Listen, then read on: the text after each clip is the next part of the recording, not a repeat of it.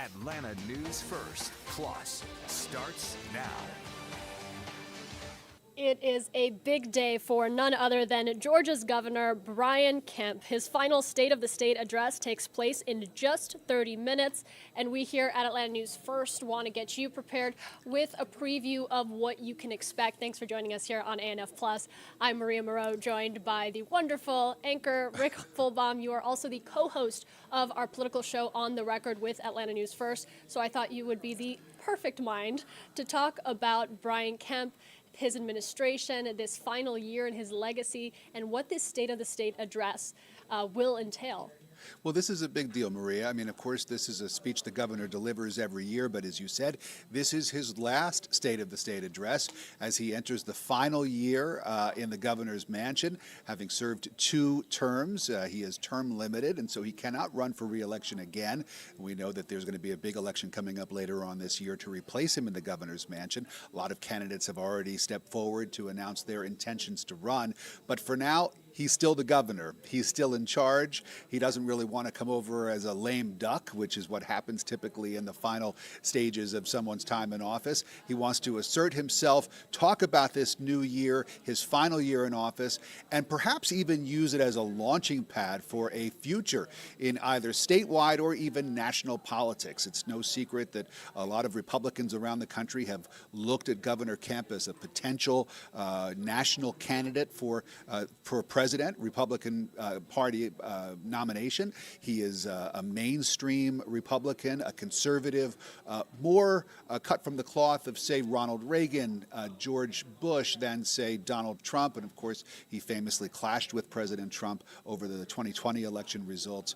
But there are a lot of Republicans around the country who look at Brian Kemp as a potential candidate for the next presidential election in 2028, mainly because he's from Georgia. And we've seen over the last several election cycles just how important Georgia is. If you want to win the White House, you've got to win the state of Georgia. And so having someone on the ticket who was the former governor of the state of Georgia is a real winning point for Republicans, a lot of them feel. And so we'll be listening to the governor's speech. We'll be hearing what he has to say about what's going on here in Georgia. But of course, we'll also have in the back of our minds, is he setting the stage? Is he setting himself up for a potential national run in the years ahead? Yeah, all eyes on Governor Kemp, and we actually want to take you inside the Capitol where our Atlanta News First team is right now. Joining me now is political reporter Doug Reardon. And Doug, here in just less than 30 minutes, we will be hearing from the governor. What's the energy like at the state capitol? It's certainly one of the busier days so far in the first week of session. This is always one of the more active days here at the Capitol. A long line to get in today. And it's all to hear Governor Kemp, as Rick said, deliver his 8th and final State of the State address. We already got a little bit of a preview of what the governor might put forth today when he spoke at the Chamber of Commerce's Eggs and Issues breakfast yesterday at Mercedes-Benz Stadium. We were there listening to him, and we know that there are a lot of fiscal proposals coming.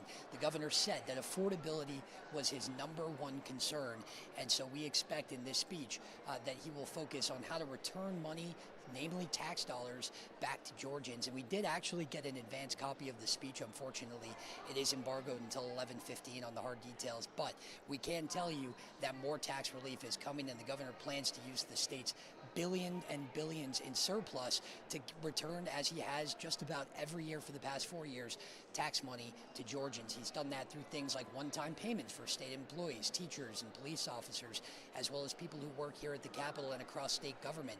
We know he's done it through property tax relief, and he does plan to do that again this year. And also, based on what we heard yesterday, there are also a number of grant funding programs that he wants to implement. For example, we know that road projects talk got a lot of applause from the crowd yesterday. The governor plans to put almost $2 billion, he said, towards projects to expand I-75 South near Henry County and Georgia 316, which is a route he travels often that goes from Metro Atlanta to Athens, where he is from. He's going to add express lanes and widen those roads so that he says 70% reductions in traffic will be seen by commuters there. I think everyone has longed to hear somebody say they're going to do something about the traffic in Metro Atlanta, and the governor said just that yesterday. We also know that he's putting $50 million into a homelessness grant program, and that is going to be specific to Atlanta ahead of the World Cup. Of course, Atlanta has dealt very head-on with its homelessness population. Mayor Andre Dickens has made housing one of his chief concerns, and he will have $50 million now in his pocket to help do that. The governor said it was kind of a bolstering effort on the programs that the city already runs to help people get housing, find jobs, and get treatment if they need it. And so we expect to hear him talk a little bit about that, as well as the economic impact of the upcoming World Cup. Just a few months away now. There are going to be 8 games played here at Mercedes-Benz Stadium, where the governor gave that speech just yesterday, and he is expecting hundreds and hundreds of millions of dollars in economic activity here in Georgia, and so I would be surprised if we didn't hear him talk about that. It's one of the biggest events, if not the biggest event, as well for sports at least, that we've had here in Georgia since the 1996 Olympics. And of course, we know again on that affordability topic that the governor is going to be proposing some plans to return this money to the taxpayers. It's something that has kind of been a cornerstone of his fiscal policy, at least for the last 4 years, and maybe even beyond that. But he's had this surplus now since the COVID era, and he is really planning to use it in his last year here in office, guys. And so I think a lot of people will be pleased with what the governor has to say if they are looking for a little bit more relief on affordability this year. And we will just wait and see here in about 30 minutes what he has to say to the people of Georgia. Doug, I think it's fascinating that it seems as though Republicans and Democrats have all latched onto this idea of affordability being the word of this upcoming political cycle. It seems as though every candidate that I've spoken to, that you've spoken to, has addressed affordability and listed it as one of their main priorities for legislation. What are we going to hear? What do you think in sort of broad terms that we're going to hear from Governor Kemp today when it comes to addressing some of those issues? When it comes to addressing the cost of living, rent, for example, or grocery prices, it's hard for a governor to have much of an impact on those things, but I wonder if he's going to have any ideas that he's going to put forward today. Right. Well, you're 100% right, Rick. Obviously, the governor can't pass legislation. He can suggest it, he can sign it. But he made very clear yesterday, and we know that he uses this Eggs and Issues event every single year to kind of speak directly to the legislature and say, this is my mandate for you. And he was point blank saying affordability is what we're going to focus on this year. And while you're right, he is kind of hamstringed by what he is able to do in terms of getting policy in place. He does have access to the surplus, and he does have the ability to manipulate the tax system to return more money to the taxpayers. He said yesterday at that breakfast speech, a lot of states are now just talking about the affordability problem. We've returned about $9.7 billion over the course of his 8-year administration to taxpayers. And he said, we've been focused on affordability since the day I took office. And so we do know that this is a chief concern for him. It always has been. And he's really been able to do a lot of good with that now just about $14 billion surplus that he's had for the last couple of years. And we even asked House Speaker John Burns, who is a Republican, when he kind of gave his priorities to us the Friday before session started. The president has said that people are kind of hallucinating these affordability issues and that affordability is just a buzzword. And Speaker Burns said, absolutely not for us here in this House. We know, of course, that the Speaker's one of his main priorities is lowering property taxes. We know over in the Senate this year, there is a proposal to eliminate the state's income tax. And so certainly both houses, both chambers here under the Gold Dome are really considering not necessarily how to make things cheaper, but how to keep more of people's existing money in their pockets. And it certainly seems like the governor is on board with both plans. And so we'll have to see, of course, as we get later in the session, if these two things clash, because we're talking about a lot of lost revenue for municipalities and for the state if the income tax is eliminated and property taxes are reduced. But certainly those are proposals I think the governor is on board for. One more question, Doug, before we let you go. You mentioned the income tax, the proposal and the committee that's been studying the elimination of that. It brings in about $20 billion a year in revenue that would be lost. And so the concerns are where would we find that money in other places to sort of compensate for that. Governor Kemp has not necessarily signaled his full-throated endorsement of the elimination of the state income tax. Bring us up to date. Remind us on what he has said on that issue. Sure. Well, Governor Kemp hasn't voiced his full-throated support for it, but Lieutenant Governor Burt Jones has as part of his run for governor here in the next couple of months, and he is in charge of the Senate. He is the one that really steers this legislation through, and that is by far his top priority, as well as Senator Blake Tillery. He is not only the appropriations chair who is in charge with coming out for the budget, which is the only thing the legislators have to do here before their deadline on April 2nd on the last day of the session, but he is also strongly in support of this, and he has a lot of power to influence others in that chamber to be in support of it as well. As far as where that money is going to come from, it's the tax incentives that we have here in Georgia. Everybody knows about that film tax credit where there's about a 30% reduction in the cost of productions here in Georgia if they come and they run that Made in Georgia logo, and they're using local companies to do it. There's also tax credits for all sorts of other businesses, including data centers, about $750 million a year for data centers. Those could go away. But the problem that everyone is talking about here at the Capitol is that even getting rid of a good handful of these tax credits, including the film and the data center tax credits, it still may not be enough to make up that $20 billion in loss that the state collects in income tax revenue. And so we don't know where the rest of it is going to come from, but we certainly do know that they are talking about putting some of these film tax credits, data center tax credits, other business tax credits like that got Hyundai Q-Cells here on the chopping block, and at least trying to make up a good portion of the losses through that channel. Doug, thank you so much. We know that you have to get inside for the State of the State address. We're going to let you go and go do that.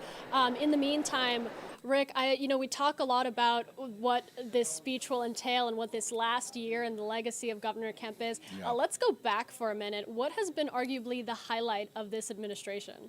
Well, I think Governor Kemp has a pretty good case to make as far as the economy and his economic policies and how they have benefited everyday Georgians in the 7+ years that he's been in office. I mean, he is the first governor who's going to be able to stand in front of lawmakers in the State of the State address and be able to claim that he has over $16 billion in reserves. No other governor in the history of Georgia has been able to say anything even remotely close to that.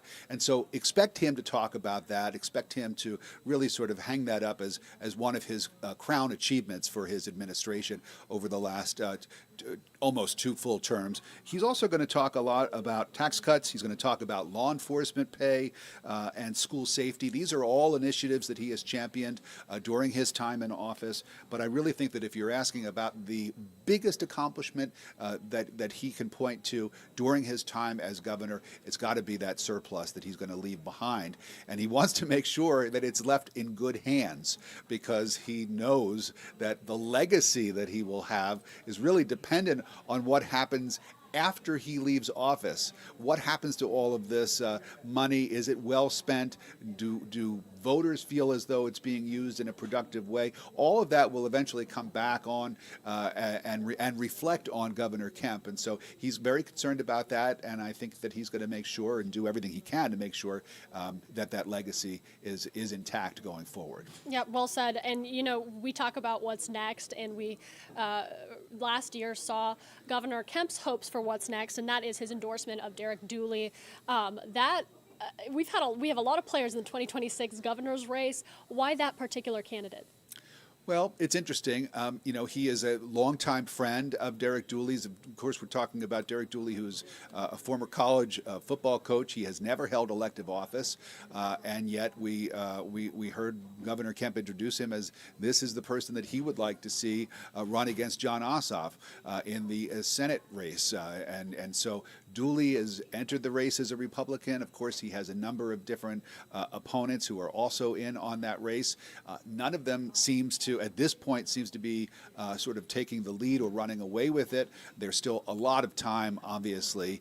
The Dooley name, his father, Vince Dooley, of course, is a UGA legend, and so there's that name recognition factor. But Governor Kemp really sort of putting his chips in that sort of basket, the Dooley basket, when it comes to the U.S. Senate race, as Senator Ossoff defends his seat for the very first time since winning office. This will be his very first time running for re-election, and so the Republicans really wanting to put forward a candidate who could potentially knock him off and get that seat back in Republican hands. You mentioned, Governor Kemp not running for this next Senate seat. That was rumored for a long time. People thought he might, and then he came out and said that he's not intending to run in 2026. What was your reaction? Well, I think that Governor Kemp has bigger things in mind. I really do, and this is not from any Atlanta News First inside information. Starts now. Sorry about that. We just like to remind you. Here, so we have some technical hiccups here and there on our live stream. Please continue. Your reaction, Governor Kemp, not being in the political spotlight this upcoming year. Yeah, I think he has his sights set on bigger elective office, perhaps national office even. Again, because of the importance of Georgia on the electoral map, we've seen that it's very difficult to win the presidency if you can't win the state of Georgia. Donald Trump lost the state of Georgia in 2020, the first Republican to lose Georgia since 1992 when Bill Clinton won it. And so you really do get a sense of just how important on the national stage it is for someone to come out and win the state of Georgia. So what's the best way of winning the state of Georgia? Well, why don't you pick a candidate who was the former governor, a very popular and successful governor of that state? And so I think that there are going to be a lot of national Republicans, the non-MAGA wing of the Republican Party, that's going to look at somebody like Governor Kemp and really try to encourage him to get in this race and to run as a candidate for the Republican nomination for president in 2028. Now, again, he has not given any kind of clue or any kind of hint that that's something that he is wanting to do, but I would be surprised if it's not in the back of his mind and the back of the mind of his wife and family. Of course, he talks about his family all the time, very important in his decision making, and so we'll watch him. We'll watch, but I think that to go from being the governor of the state, the number one chief executive, to being in the U.S. Senate, where you are one in 100. I think that for a lot of people, it's not unheard of for that to happen, but I think that a lot of people who have been governor don't want to go to the U.S. Senate where they would have less influence or have to have, just sort of that one vote out of 100 votes. They like to be the big dog, so to speak, here in Georgia especially. And so we'll see what happens with Governor Kemp. But I think that if he chooses to, he has a future when it comes to the national political scene. Well, we certainly haven't seen any lame duck energy so far out of the governor this final year. He is hitting the ground running, as he's indicated in his Eggs and Issues breakfast just yesterday. But let's focus on the State of the State address. He's going to talk about this final year, but I'm curious what the sentiment will be for reflecting back on his tenure and his parting words to Georgia. Well, I think, he's going to get up there. He's going to talk about his legacy. As you said, he doesn't want to be seen as a lame duck. And so he'll be talking about his legacy, but he'll be very much looking forward to the next year. He certainly wants to project himself as someone who is in charge, someone who has influence over the policies and the laws that are passed in this state, the priorities that are pursued in this state, does not want to cede that power to anyone else. And really, why should he, for that matter? But of course, We have a lot of other politicians in the wings, including his lieutenant governor, who have their sights set on either the governor's mansion or the U.S. Senate. And so there will be a lot of people trying to grab attention and take the spotlight away from Governor Kemp. But today is going to be all about him. It's going to be all about his priorities for this final year in office. He'll talk about the past, but he will be talking about the future and talking about investments that he wants to make and economic policies that he wants to put in place that will help put money back in the hands of Georgians, hard-working Georgians. That's what he likes to call the people of our state, and he thinks that the people have a much better idea about how to best to use their money than the government. That is standard Republican policy and ideology, and that is Governor Kemp's, and I'm sure he's going to be talking a lot about that today. Yeah, certainly. We are going to continue our coverage of Governor Brian Kemp just 11 minutes away from hearing from the governor himself in his final State of the State address. Stick with us right here. We'll be back after this commercial break.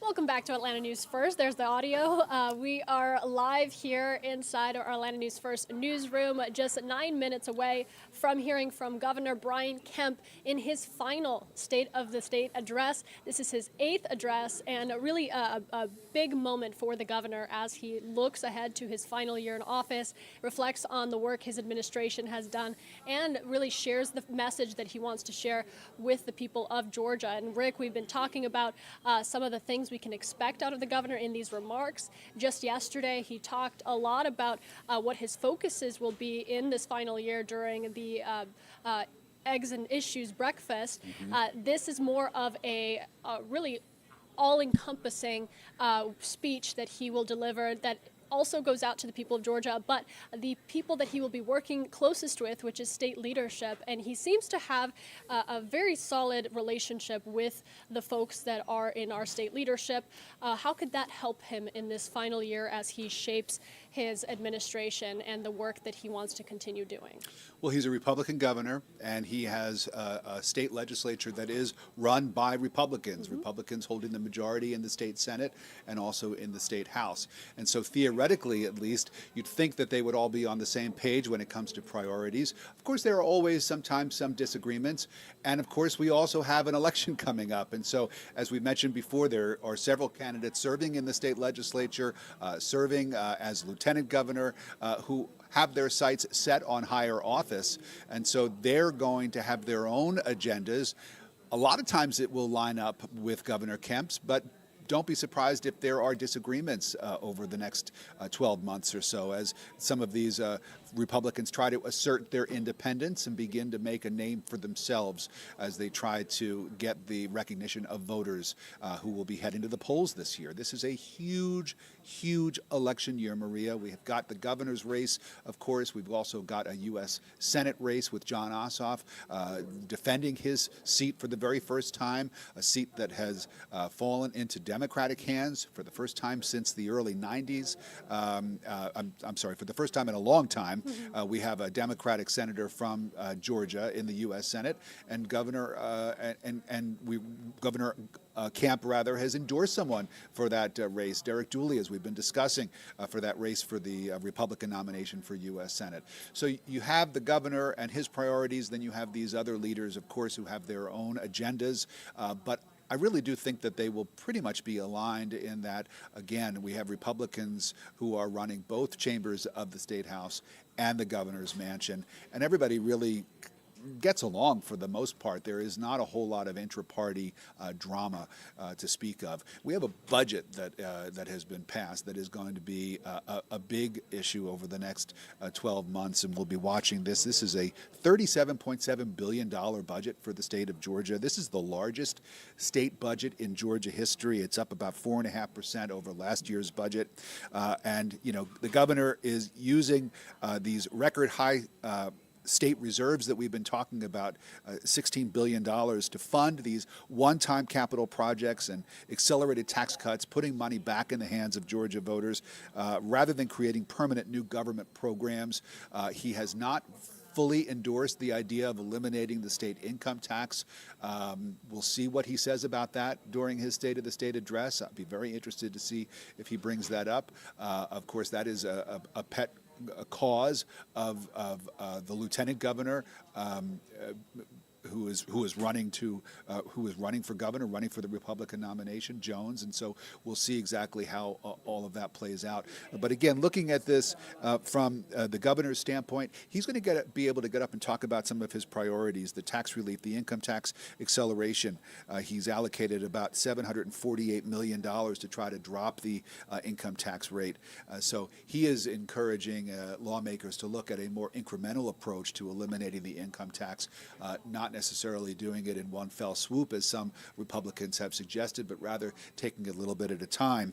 And this is a central part of what he calls his Georgia model narrative. And this is a narrative, that as we've said, he might want to take nationally. So it's something that he can introduce here at the state level, but something that he perhaps can use if he were to decide to get in a race for the Republican nomination for president in 2028.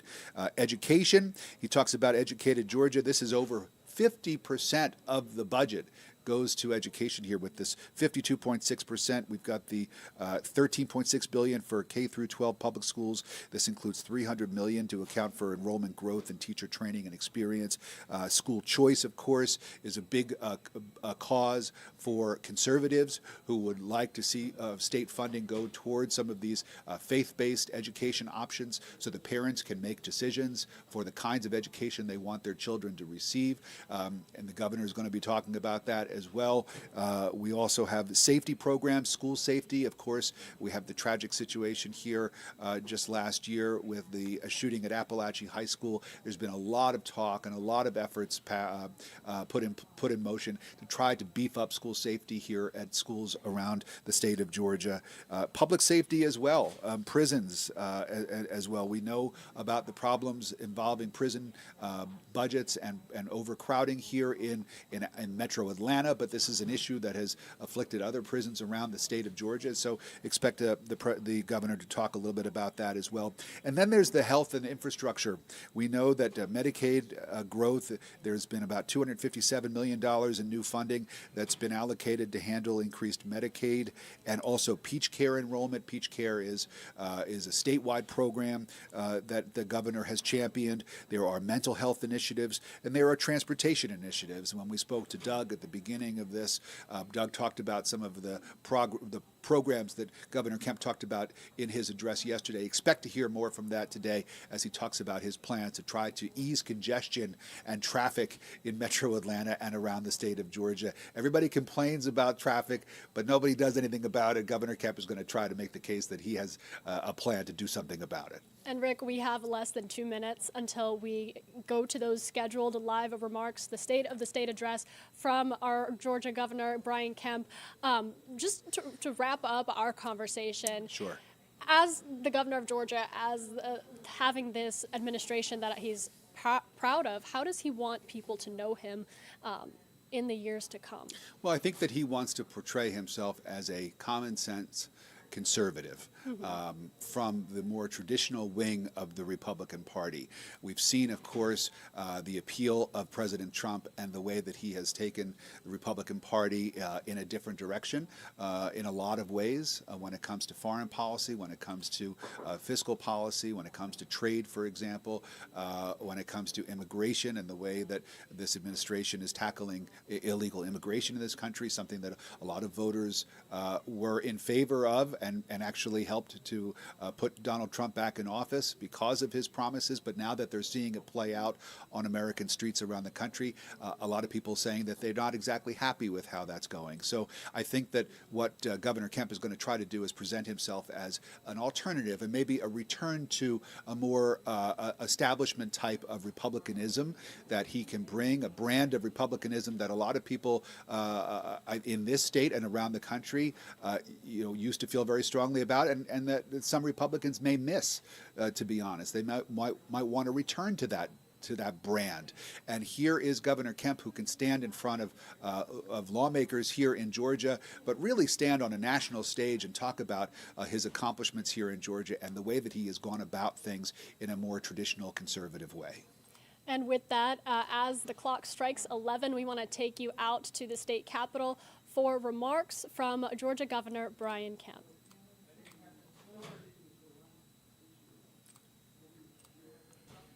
Rhea Sandlin, we want to take you live now inside of the Georgia House of Representatives chamber. This is at the state capitol in downtown Atlanta. Governor Brian Kemp joined by First Lady Marty Kemp, other members of the Kemp family, constitutional officers, and leaders and members of both legislative chambers. As you can see right now, everyone's kind of talking, socializing. They just came back in session on Monday, and they are getting ready to hear Governor Kemp lay out the goals of his final session momentarily. Now, some would say that we probably got a bit of a preview of what he might be talking about today as he gives his final State of the State address. Yesterday at the Eggs and Issues event, he did a lot about talking about these big plans that he has for affordability here in the state of Georgia.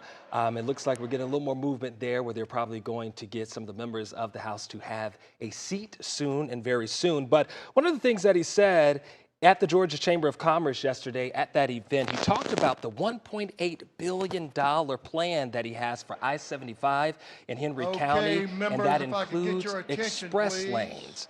Also, $200 million to continue improvements along Georgia 316, which many of us know as University Parkway. He said that another $250 million would go towards funding for local road projects and $100 million to strengthen and improve bridges across rural parts of the state. So I think right now it may be safe to say that we will probably hear a little bit more of those plans, again, in a more formal setting, if you will, but we are looking to hear what the governor has to say about, again, this final year in office. And one of his biggest platforms of his entire governorship has been making Georgia the most affordable state and the best place for business in the country. And again, we heard that big announcement at the Eggs and Issues breakfast. We heard from Atlanta Mayor Andre Dickens as well. But again, affordability seems to be the key component here that we are going to listen in and hear him in the state of the stage. Take a listen really quick. If y'all can beat one of the House members to their chair, y'all can sit in one of these new chairs as well. And they're pretty comfortable,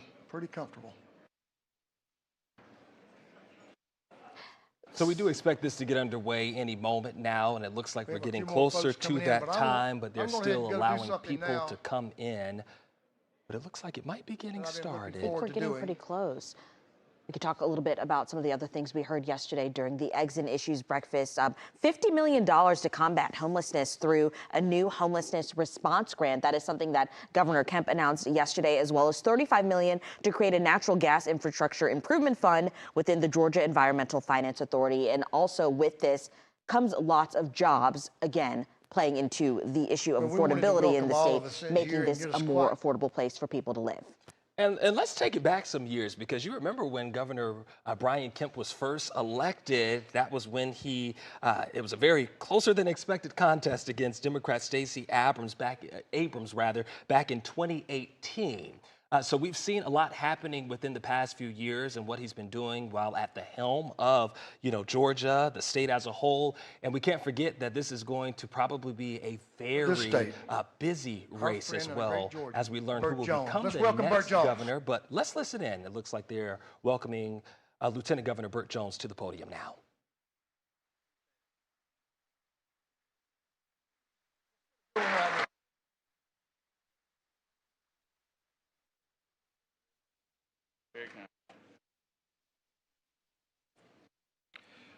Mr. Doorkeeper.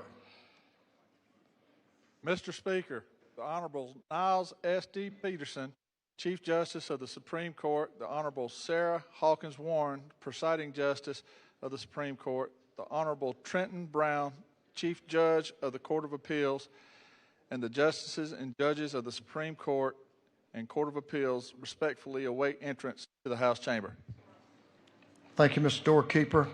Mr. Doorkeeper, will you please allow the Honorable Niles S.D. Peterson, Chief Justice of the Supreme Court, the Honorable Sarah Hawkins Warren, Presiding Justice of the Supreme Court, the Honorable Trenton Brown, Chief Judge of the Court of Appeals, and the Justices and Judges of the Supreme Court and our Court of Appeals, respectively, to enter the House chamber, and will the messenger please escort them to their seats, please.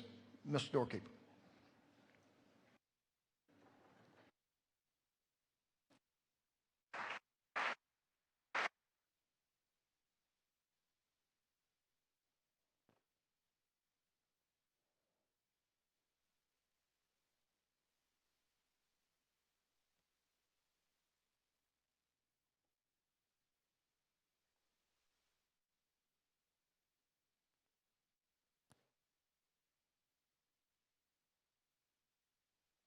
And as you can see, this is the beginning. We're just moments away from the start of Governor Kemp delivering that State of the State speech.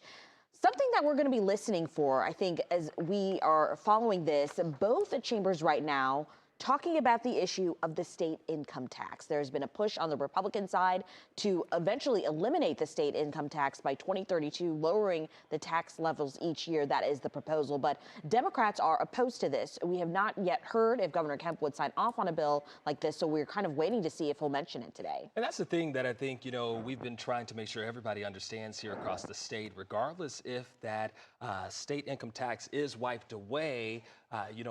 Legislators have their thoughts about whether it would be a pro for the people who live here across our state. Others have the cons of what it would be for the folks here in our state. But again, there's no guarantee that when it makes it to Governor Kemp's desk that he would sign off on it. So yes, we are hoping that this is something he will address that may give us a better idea of the likelihood of something like that happening here in Georgia. Also, something we're probably going to be watching to hear about is data centers. We have been talking about data centers for months now, and here we go. I think this is another closer look. You can see some people hugging there. We're still waiting to see the governor, but it seems that the room is pretty much full. People are still filing in, taking their seats, and we should probably be getting started here momentarily. But talking about the data centers, yesterday at the Eggs and Issues breakfast, we did hear from the president and CEO of the Georgia Chamber, who said the chamber would not support a recently floated piece of legislation that would put a one-year moratorium on new data centers in Georgia. This is something everybody is talking about across the state.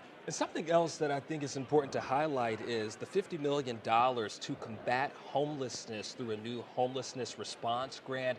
Cyria, the past few days we have talked about what has happened in DeKalb County specifically regarding a lot of people and families, especially children of those families, living in hotels right now and motels because of the housing crisis that is happening here across our state. So this, this grant that he is now touting, and this grant that he is proposing, rather, that he talked about yesterday at the Eggs and Issues breakfast, is something on tap that I think we do want to hear more from him about, just to see truly what that would mean for the state and what that would mean for tackling a crisis that impacts so many people. And of course, when you think about crisis in the last decade or so, we can't forget about COVID-19 and the impact that had on the state. But one of the things that Governor Kemp will be known for as the governor that led the COVID response in the state of Georgia, reopening Georgia's economy earlier than most other states in April 2020 and prohibiting local mask mandates. We also heard him talk about that a little bit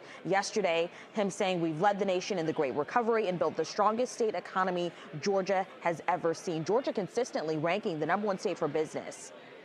And look, when you think about the booming film industry that is here in Georgia, a lot of people, when California was still shut down, people were coming down here to Georgia to create those films, to try and revive, if you will, the industry that was feeling the hurt that so many places were feeling across the country. And many looked at that as a plus for the state of Georgia because, again, people wanted to come here. They wanted to do business here. Something else that I think Governor Brian Kemp will be known for after his time as governor, signing one of the country's strictest anti-abortion laws in 2019, known as the Heartbeat Bill. That continues to be a law and a policy that many lawmakers rather are still having their thoughts and their debates about to this day. While it may be signed into effect and it may be something that is very much what it is here in this state, there are still a lot of Democrats that go against it. We've seen several stories in just the past year or so, some of which that have been directly implemented by this social policy, but again, Democrats still having their thoughts about this, still going against that as well. So again, we will see if he has anything else about in terms of that and what that could potentially mean for his final year as he's in office. Absolutely. We also learned this week that the governor had announced the Education and Workforce Strategy Act, ensuring unprecedented collaboration through the university and technical college systems. So this is something that is trying to make college more affordable for Georgians. And right now, still just moments away from Governor Mr. Doorkeeper. Mr. Speaker, Brian P., Governor of Georgia, his committee of escorts and distinguished guests await entrance to the House chamber. Mr. Doorkeeper, please allow the governor and his committee of escort and distinguished guests access to the House chamber.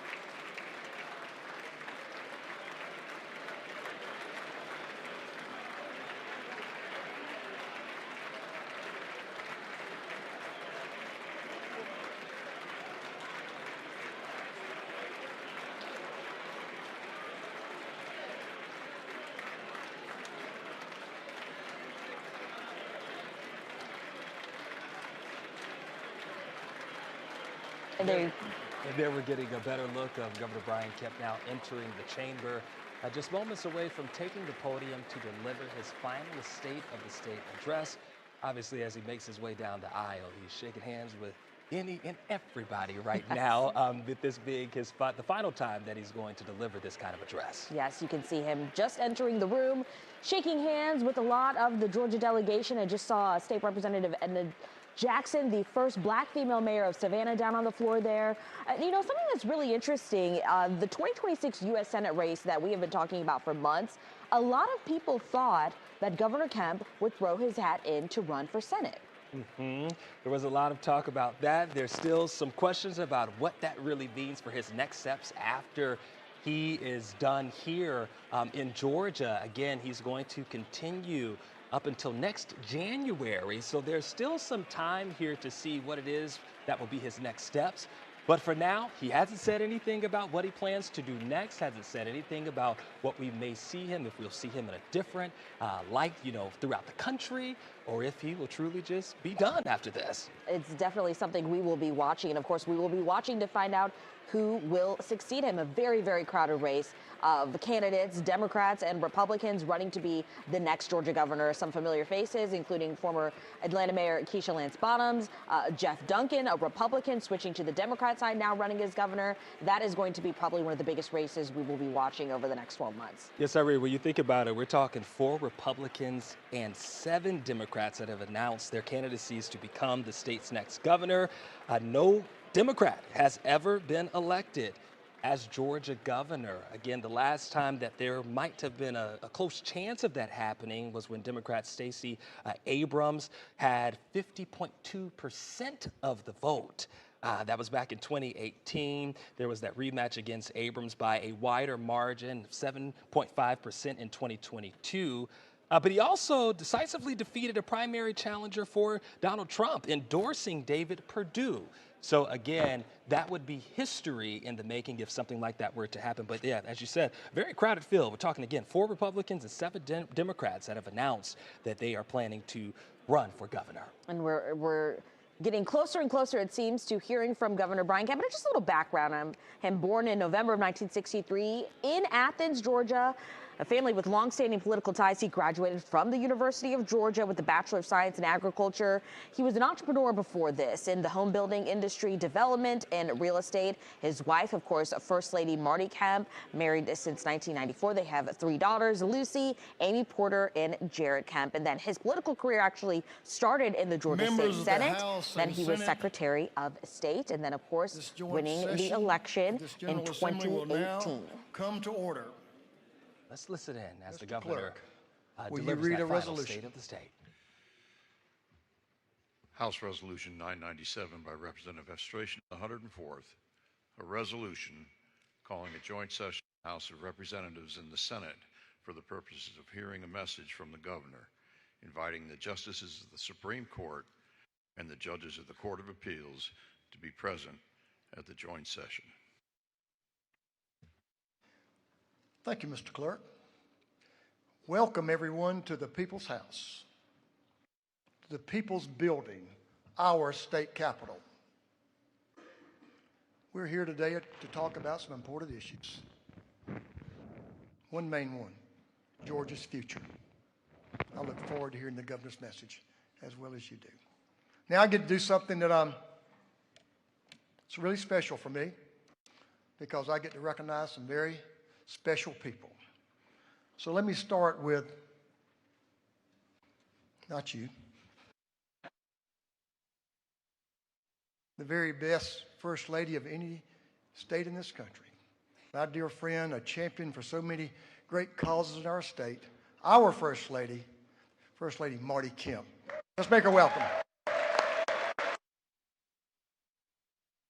The very best First Lady.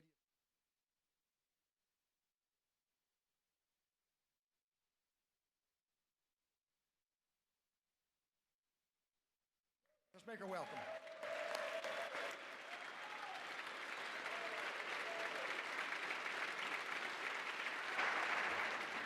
I'm so proud and blessed to know that First Lady. She's great.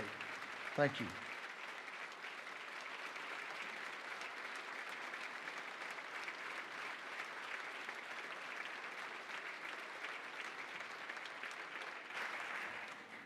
I'm so proud and blessed to know that First Lady. She's great. Thank you. Now, we have some other ladies that are important to the state of Georgia here. And let me see if I can get these right. Amy Porter Kemp, I got it.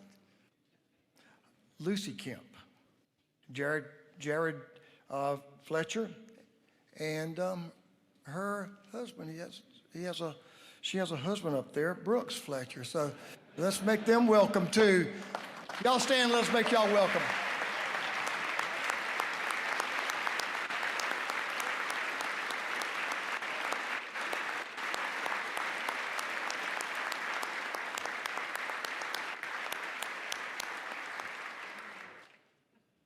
You all know what I know. This first family has been supportive of their mother and father, but more importantly, supportive of the people of Georgia.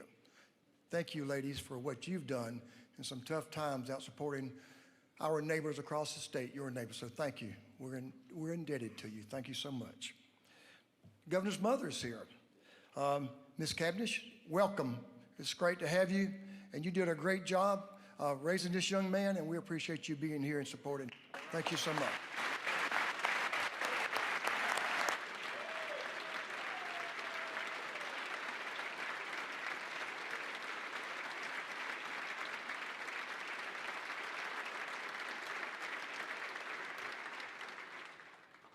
It's a family affair today.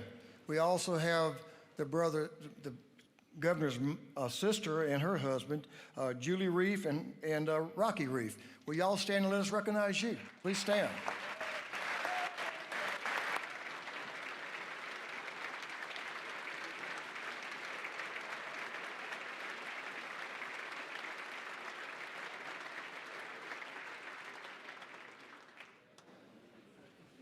Thank you all for being here on this special day. Now, I'd like to recognize somebody who's pretty important to me too, Governor and Lieutenant Governor, and that's my wife, Dale Burns. Dale, would you stand? Who cares so much about literacy?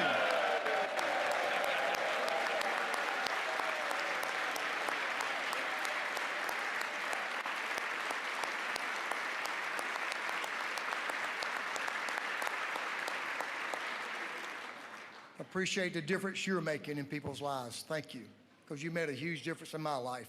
Thank you.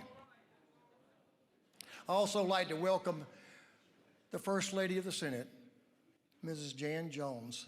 Thank you for being here, and thank you for supporting this gentleman to my left and your family. Thank you for everything you do. Please stand and let us welcome you.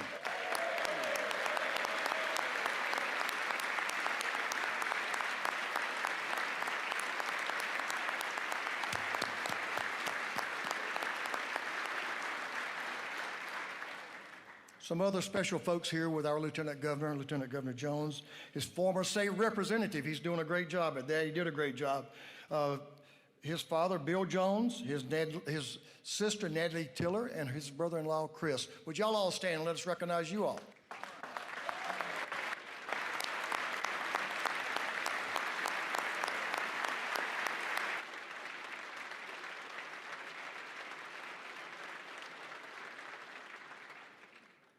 Thank you for your service in the House, Mr. Bill. Now, it's my honor also to recognize someone very important to the workings of this chamber and to the workings of our state, along a distinguished career, and it's not over, and that's Speaker Pro Tem Jan Jones. Pro Tem.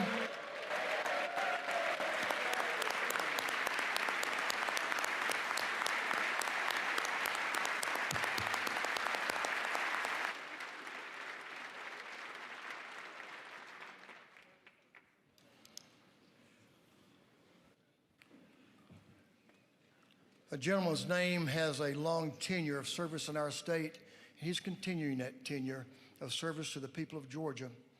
And that name is Larry Walker. This is Larry Walker III, the new pro tem in the Georgia Senate. Thank you for your service to Georgia and your families.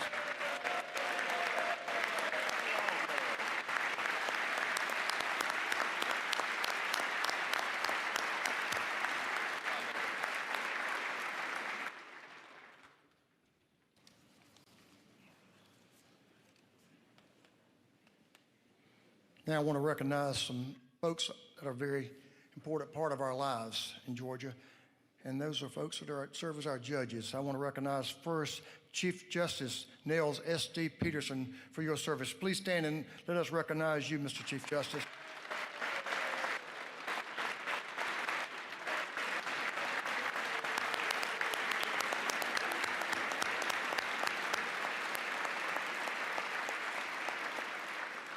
very important part of that whole process, presiding Justice Sarah Hawkins Warren. Thank you for being here and letting us be in part of this day. Now, also we have the Chief Judge of the Georgia Court of Appeals, Chief Judge Trenton Brown. Thank you for being here.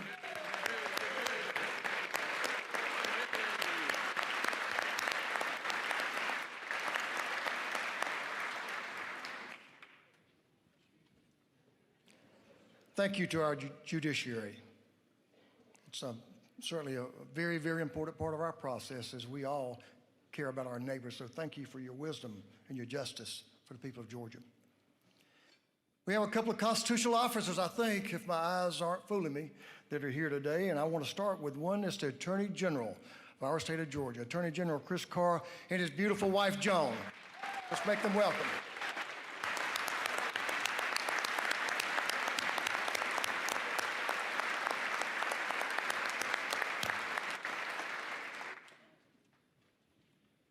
Secretary of State Brad Raffensperger, former House member.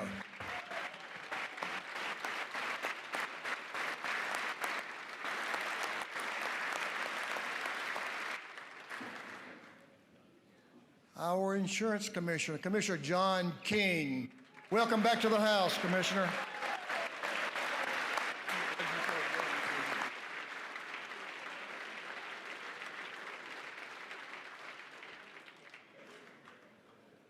Our number one industry in the state, our Agriculture Commissioner, Tyler Harper.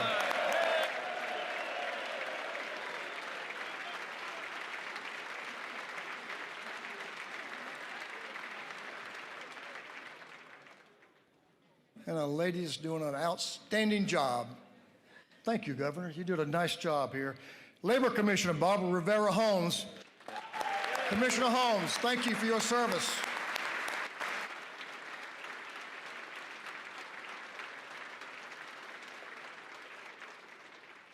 State School Superintendent Richard Woods. All right. Thank you, Mr. Superintendent.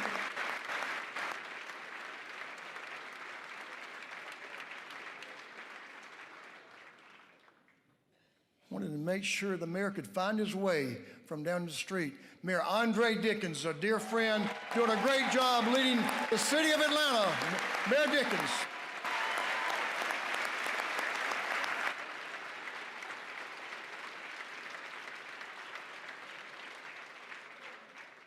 A gentleman who's had long and distinguished service to our country and our state.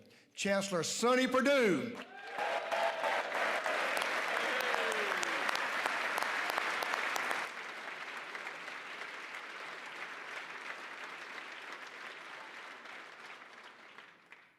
We're looking to build some relationships this morning, so I'm going to introduce these next two gentlemen together. From the University of Georgia, don't applaud yet, the president of the University of Georgia, President Jerry Moorhead. Hold it. And also, from the Georgia Institute of Technology, President Angel Cabrera. Thank you. I hope y'all are together. There they are, right there.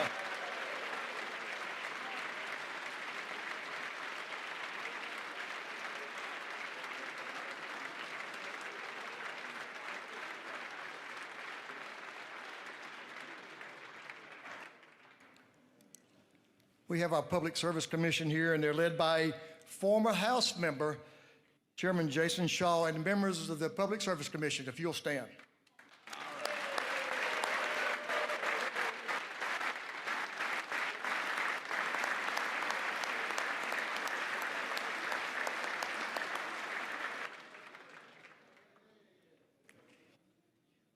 The Consular Corps.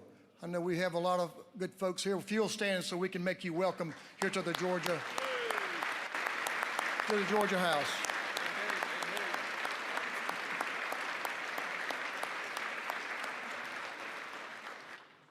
Y'all may be seated.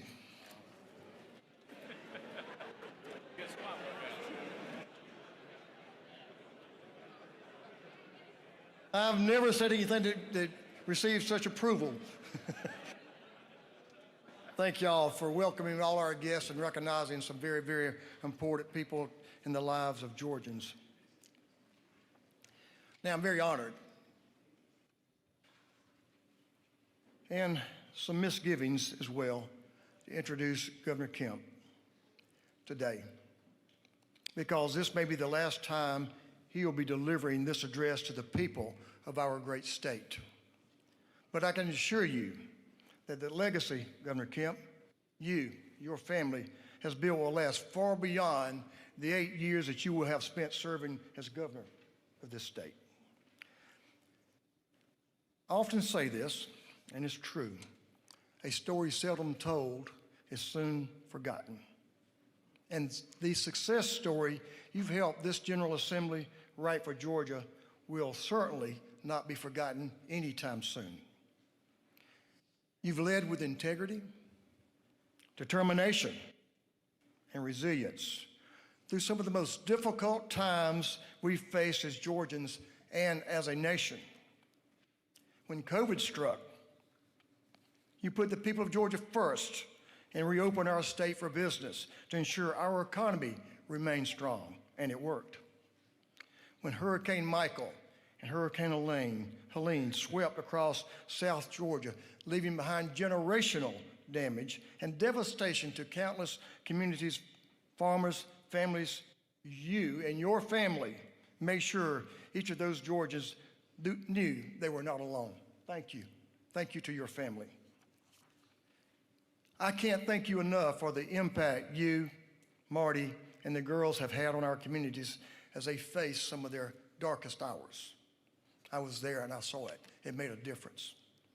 But you've also led our state during its heights of achievement. You've invited opportunities for job creators and employees to put down their roots here in our state, leading our state, Georgia, to historic economic success and growth. You've enabled us to work alongside you, deliver over $9 billion in tax relief for hardworking Georgians. I want to applaud you for that.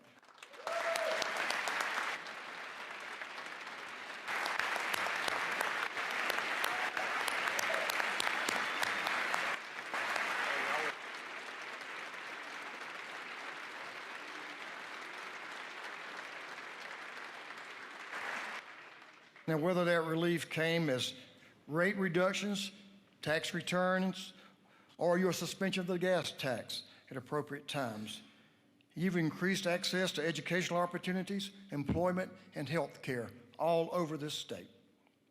You've invested in public safety, keeping our communities and our citizens safe and secure. Most of all, you've done what's best for the great state of Georgia every step of the way. And I know this session will be no different. It is my distinct honor and privilege to welcome the very best governor in the Union, the 83rd governor of this great state, Brian P. Kemp.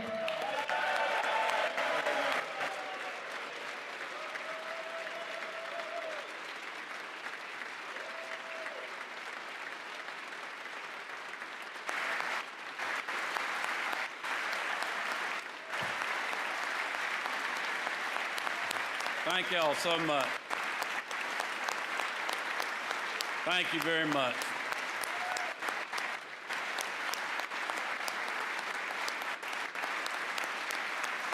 Thank y'all so much. Thank you, Speaker Burns. Thank you for those kind words. I'll tell you all what I just told Speaker Burns and Lieutenant Governor Jones. It's been an honor serving with you. Lieutenant Governor Jones, Speaker Burns, President Pro Tem Walker, Speaker Pro Tem Jones, members of the General Assembly, my fellow constitutional officers, Mayor Dickens, members of the judiciary, members of the Consular Corps, and my fellow Georgians. As we begin a new year, there are many reasons to be optimistic about the future of our state and its people. State taxes on hardworking Georgians are low and going lower. Our rainy day fund is at a record high. Our schools are fully funded. Our infrastructure is receiving historic investments, and our state law enforcement and educators are paid more today than they were 7 years ago.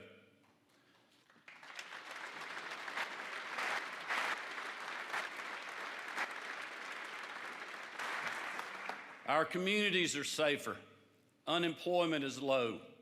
More new private sector jobs are being created every day, and businesses around the country and the world know Georgia is the place to be. Our ports are busy and growing. Our kids have some of the finest technical colleges and universities in the country to choose from, and our economy is diverse and built to last. Innovation, opportunity, hard work, and a fair shot at the American dream have a home in the great state of Georgia.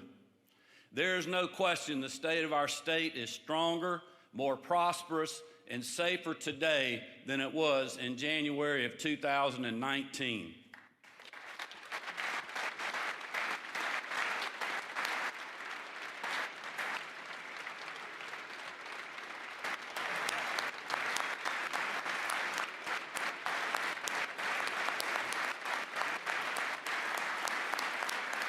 Thank you all. But also I want to be clear, this success, this good news isn't guaranteed. It doesn't happen by default or accident. There's more work to be done and more wood to chop to make sure Georgia continues to be the best place to live, work, and raise a family for generations to come. I believe that starts with continuing to address hardworking Georgians' concerns over the persistently high cost of living and everyday necessities. Since 2021, working together with this General Assembly, we have provided one-time tax relief to the tune of over $3.2 billion, property tax relief, nearly $1 billion, over $2.2 billion in motor fuel tax suspensions, and a permanent income tax savings of nearly $3.4 billion. That's almost $9.7 billion that have helped hardworking Georgians fight through the record high inflation forced upon all of us by the previous administration in D.C. and a Congress that couldn't put down the nation's credit card. These are historic investments in families, recent college graduates looking to start a career, our seniors on fixed income, and single parents just trying to make ends meet. But these investments were possible because we rejected the idea that just because government takes in more money, it shouldn't turn right around and spend it on more government. California may think that way. New York may think that way. But in Georgia, we do things differently. We keep your tax burden low. We budget conservatively and responsibly, and we ensure that state government is efficient with the dollars that you trust us with.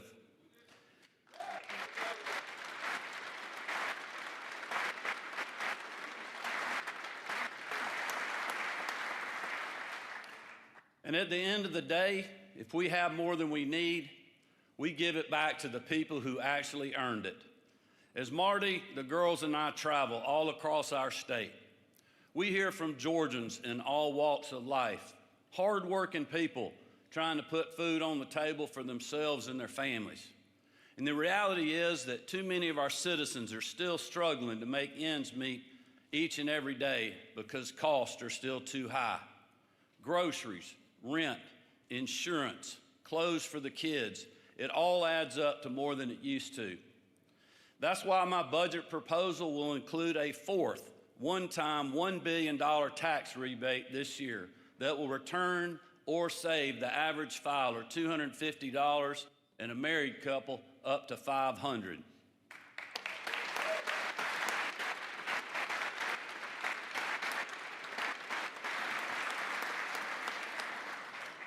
With this rebate, my administration and this General Assembly will have returned over $7.5 billion in surplus revenue to the taxpayers of our state over the last 4 years.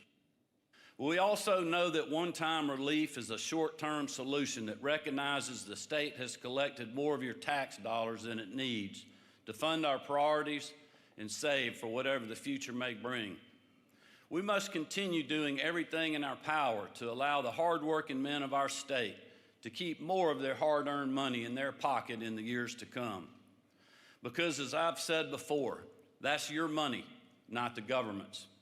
That's why my administration will also be proposing a further 20 basis point reduction in our state's personal and corporate income tax rate, bringing it down to just 4.99%.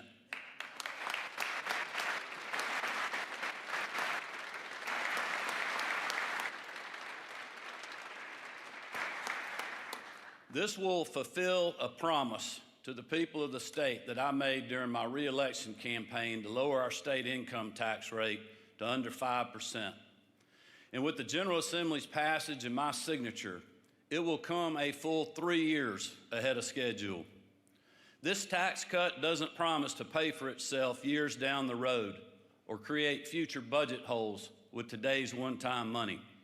Our plan fulfills my promise to the voters of this state in a responsible way. And most importantly, this plan puts all the hardworking people of our state first. The reason that we've been able to do this and through it 3 years ahead of schedule is because of our fiscal discipline. It's also worth noting a few other important accomplishments that the last few years may not have made headlines or please some of those that constantly advocate for bigger government. Even with the rebate and tax cuts that my office will propose this legislative session, our state's rainy day fund and strategic reserves will still stand at over $10 billion. These reserves are 4 times higher than any administration will leave behind in our history, and enough to run state government for 3 full months. But I also want to provide a word of caution for the future. It's not a question if hard times will hit our state again. It is simply a question of when. When Governors Perdue and Deal were fighting alongside members of the General Assembly to pull our state through the Great Recession, billions more in state reserves would have been a critical lifeline as Georgia families, our state, and our country were experiencing incredible economic hardship. But as good leaders do, both governors made tough choices in tough times to make sure our state weathered the storm. And they both, along with the members of this legislature who served with them, deserve our thanks and gratitude for their leadership. Fast forward to today, and Georgia stands in a historic position to confidently face whatever the future may bring. Showing fiscal restraint and continuing to build on these reserves instead of spending it all in the future may not be popular or easy. But the Georgia of today that has been built over the last 25 years does not stand on sticks made of easy or politically convenient. The Georgia of today stands on a firm foundation, a foundation built on the character of our people, the resolve of leaders both past and present, and by the grace of our Creator. So when the storms of tomorrow come, it is my hope that we will share in a commitment to keeping the state we all love on that firm foundation. Our state reserves are just one area that we have made historic strides in to set Georgia up for future success and prosperity. From the 2024 budget through the proposed amended 26 budget, $4.1 billion in capital projects have been funded through cash instead of debt.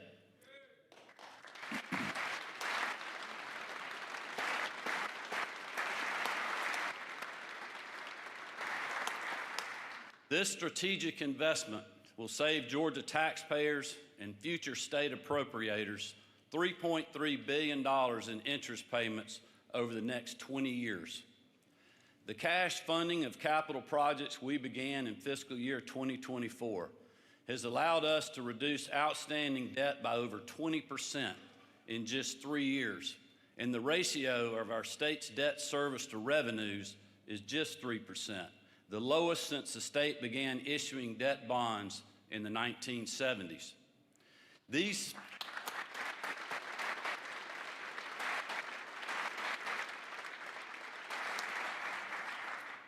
savings were all made while implementing historic tax cuts, returning billions to taxpayers, and investing over $6 billion in water, sewer, and transportation projects across the state. Refusing to grow government, budgeting conservatively, and paying off debt aren't flashy. They don't get you on the cable news, make you famous on social media, or fit on a bumper sticker. And that might be the reason Washington has been so allergic to them. But I learned a long time ago building houses that it's better to be a workhorse than a show horse, because workhorses deliver results ahead of schedule, under budget, and do right by the customer. And that's exactly what we have been doing together for the people of our state.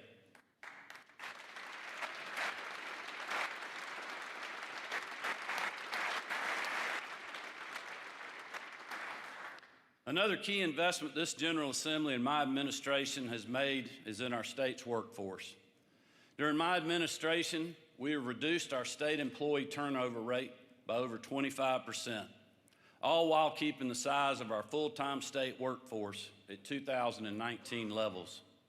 We've invested in a vital workforce, saved taxpayer dollars in training and equipping new employees, and utilized innovation and technology to better deliver state services. Our state employees have done an incredible job in unprecedented times and are one of the driving forces behind Georgia's success. That is why today I'm proposing a one-time $2,000 pay supplement for all state employees, including our educators and state public safety officers.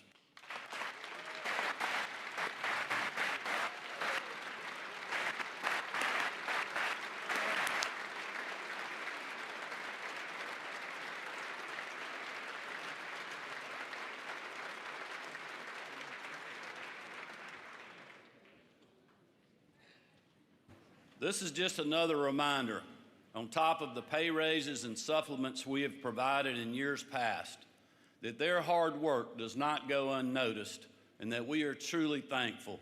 Thank you all for recognizing that with your applause. These important investments, tax cuts, rebates, and record state reserves would not be possible without the drive and hard work of millions of Georgians who get up every day and do the best they can to provide for themselves and their families. They go to work chasing the American dream, hoping to earn an honest living and leave their kids and their grandkids better than they had it. That's the American spirit. That's the spirit of what it means to be a Georgian. When I launched my campaign for governor, it was about promising those hardworking Georgians that I would fight for them every day, whether they voted for me or not, regardless of their neighborhood or their zip code. Republican or Democrat, or something in between, my goal was to make a positive difference in their lives. As a small business owner and a construction guy, I believe so much good can come from an honest day's work at a job that pays a good wage. And I believe in what that job can do not only for that employee, but also for their family and that community. And that's why my administration from day one has prioritized economic development, job creation, and bringing investment to all four corners of our state. Over the last 7 years, Georgia has seen over 219,700 new jobs and more than $118 billion in investment from projects worked by the state economic development team. 64% of those jobs and 75% of those investment dollars are going to communities outside the metro Atlanta region. Since 2019, we've welcomed the 3 largest economic development projects in state history and continued Georgia's streak as the #1 state for business for an unprecedented 12 years in a row. But here in the best state for business, we don't just welcome big companies. We also champion small businesses that have a big impact on local communities. A great example of that is La Regina, an Italian food production company with a facility in Alma, Georgia, that employs 110 hardworking men and women. This facility also happens to be a former bakery that went out of business years ago. To that community of less than 4,000 people, the loss of an employer like that can be devastating. But because we prioritize economic development in rural Georgia, La Regina came in and revitalized that facility and created 110 jobs that are making a real and lasting difference, with more on the way.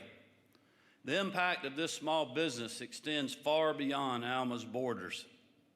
In addition to moving plenty of goods through the ports of Savannah, La Regina also purchases local produce from over 100 Georgia farmers, including more than 40,000 pounds of onions per week.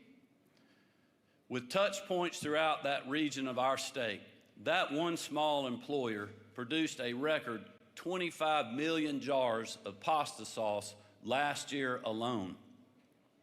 When Marty and I went to Southern Italy in 2024, we visited the headquarters of this family-owned and operated business.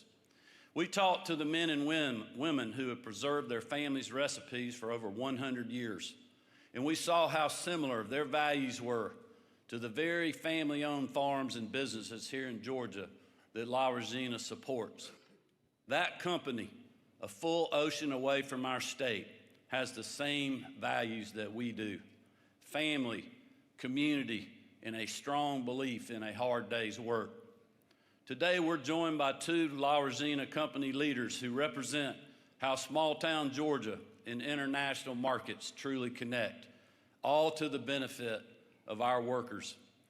In the gallery is Emilio Rinaldi, Chief Operating Officer of La Regina, who has moved his entire family to our great state. He is joined by Jerry Lady, the plant manager and employee one for La Regina at Georgia's facility. You'll be glad to know that Jerry was the former bakery manager for the company that closed down. Will both of you please stand and let us thank you for your investment in our state.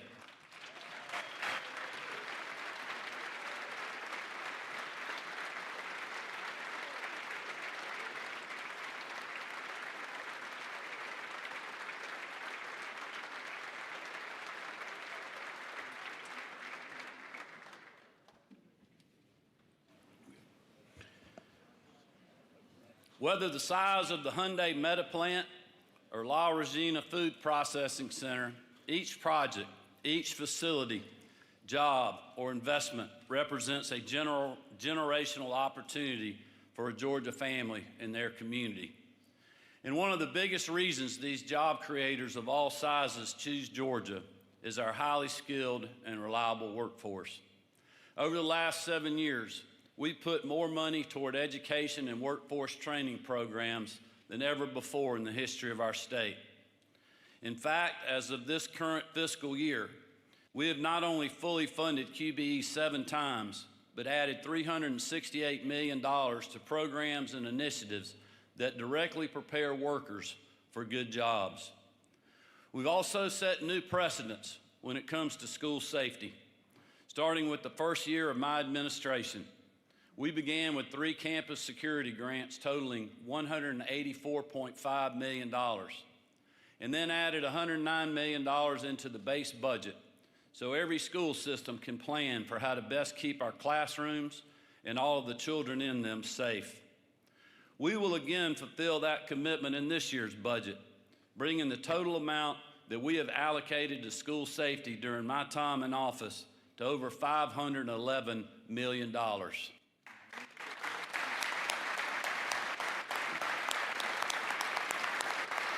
Appreciate that.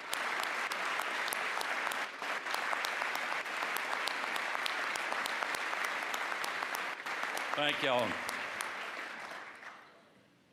Thank y'all. I also want to take a moment to also congratulate and thank the members of this body, both past and present, who joined my administration in achieving something that not many people thought was possible when I was sworn in as governor 7 years ago. In fact, when I pledged in 2018 to raise teacher pay by $5,000, I remember a former opponent of mine claiming I was making false promises to our educators across the state. Well, in a way, the media and the doubters were right. We didn't raise teacher pay by $5,000. We raised it by $9,500.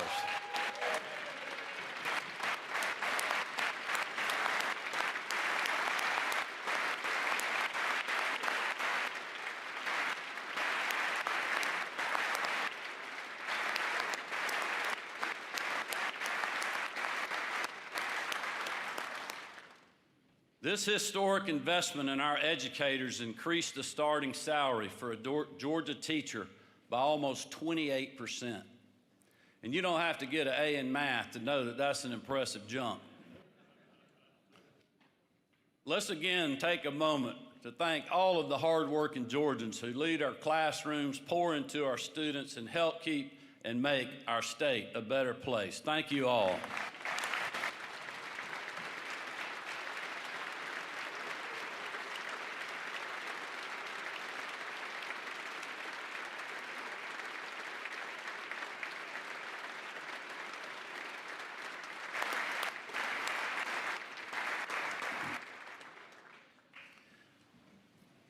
In addition to K through 12, we've also made historic investments in our post-secondary education institutions and programs while reducing costs for students and families. Over the last several years, we have worked together to return the Hope Scholarship to 100% of its promise. All while the Board of Regents has held tuition costs in check across the system, so greater opportunity in Georgia can remain affordable. Contrast that with other states that have again and again raised costs of higher education, all while inflation reached 40-year highs under the prior administration. The University of California, for instance, raised tuition by roughly 19% between 2019 and the current academic year. But here in Georgia, tuition has increased by just 5% in that same period. And your partnership in eliminating the special institution fee helped us lessen the impact on those increases on hardworking families and students. In fact, data from the National Center for Educational Statistics shows that Georgia is one of the top states in the country for four-year public university affordability.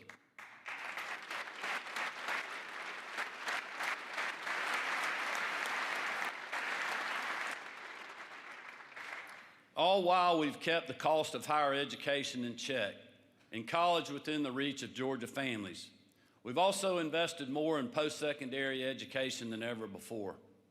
We're now putting $2 billion additional dollars toward higher education in Georgia than when I first took office. That includes $40.7 million in this year's budget proposal alone for healthcare education facilities and medical workforce training programs. And since I first took office, we spent over $26 million for medical residency slots in our state, adding 897 positions for a grand total of 2,523 residency slots as of this fiscal year. This year, my budget proposal adds another $2.1 million to further this upward trend in such a critical workforce need. Along with these unprecedented investments, Georgia is truly the national leader in merit-based aid for higher education between the Hope Scholarship and grant programs. But in this era of high prices and new challenges for those graduating from high school, we also recognize the advantage that need-based financial assistance can give to those who would not otherwise be able to access higher education. Like their peers who have the means to attend college, these students have great dreams for rewarding careers and impactful lives, but they don't always have hope that those dreams can become a reality. Dreams without the benefit of hope remain dreams deferred, perhaps for entire generations. How much richer would the lives of those and their families be if they could attain the type of education that leads to a high-paying job with great benefits? And how much would communities across our state benefit from these young people getting a degree that opens their door or starts a rewarding career? I believe we owe it to every child to ensure they start out on a level playing field, no matter their zip code. Therefore, my amended budget proposal invests $325 million in the University System of Georgia's Dream Scholarship Program, the first need-based scholarship of its kind in Georgia history.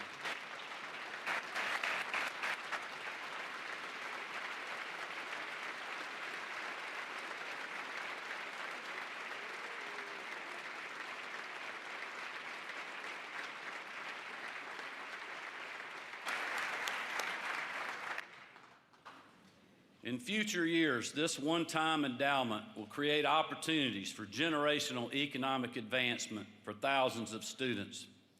And down the road, it will allow them to complete college and begin meaningful careers without the burden of crippling debt. The Dream Scholarship will build on the incredible, unmatched legacy of the Hope Scholarship and leave no stone unturned when it comes to student achievement in our state. From now on throughout the country, Americans will know that hopes and dreams are alive right here in the great state of Georgia.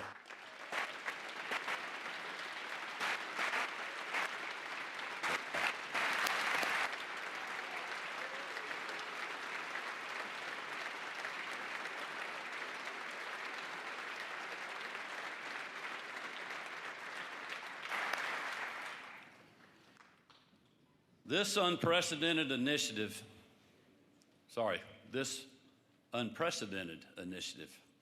will also complement the Georgia Match program we launched in 2023. In just the first 2 years of Match, we've seen a 5.9% rise in USG enrollment and a 7.1% increase in TCSG enrollment. Meanwhile, other states around the country have seen decreases in public university enrollment, and 17 states are still well below pre-pandemic levels. Not only is Georgia's workforce strong and growing, we continue to outpace our competitors for at least another generation in this regard. When you consider all of these measures together, it's clear to see that our commitment to those just beginning their careers in Georgia is unwavering. But so too is our commitment to those preparing to finish their careers of valued service to the people of our state. I'm talking about the men and women who face danger on a regular basis to protect our communities. Marty, the girls, and I feel the weight and value of their service and sacrifices on a very real and personal level. We have seen firsthand the uncommon bravery they embody, and we have mourned with their families when their service has come to a tragic end. We have been reminded of countless times of just how exceptional they are for answering the call to serve, when law enforcement are under siege more than ever before. That is why today I'm proposing an enhanced retirement plan for state law enforcement officers. Under this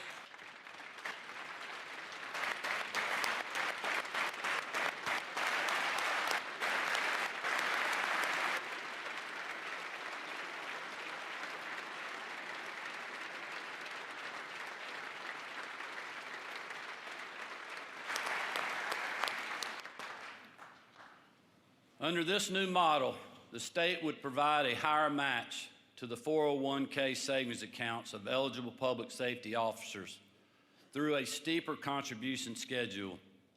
Not only will the state's match increase at a higher rate, but will also raise the maximum percentage cap from 9% under the current plan to 15%. By year 10 of an officer's service to the state, 3 full years before they would reach the contribution cap under the current plan, they will already have obtained the new maximum match of 15%. When you contrast that to the current system, we're effectively doubling the state's contribution for state law enforcement. I believe this is well deserved, given the dangers that they face in today's world. But this new model will also help us better recruit and retain brave and capable public safety officers, and will put Georgia's law enforcement retirement plan well ahead of other states.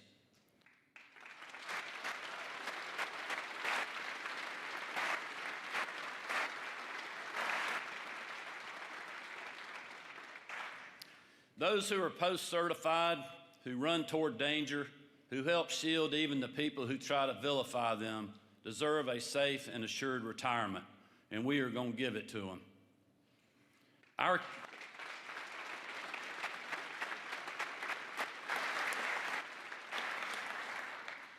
commitment to law enforcement in Georgia is only matched by our unrelenting determination to go after those who operate in the evil industry of human trafficking.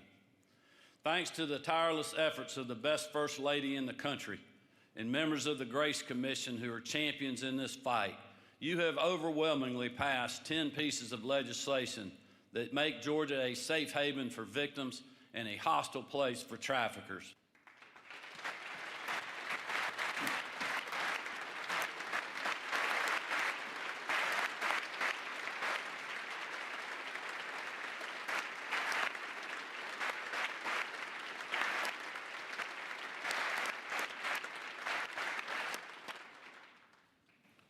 Those measures include the launch of the Human Trafficking Prosecution Unit within the Attorney General Chris Carr's office.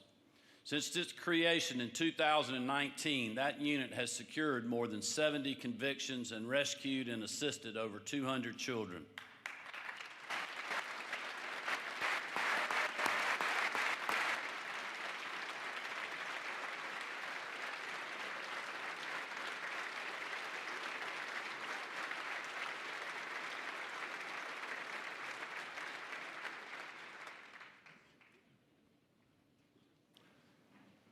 With your help in the legislature, we have also expanded this unit with 2 new regional offices through the funding in the amended 25 and 2026 budgets.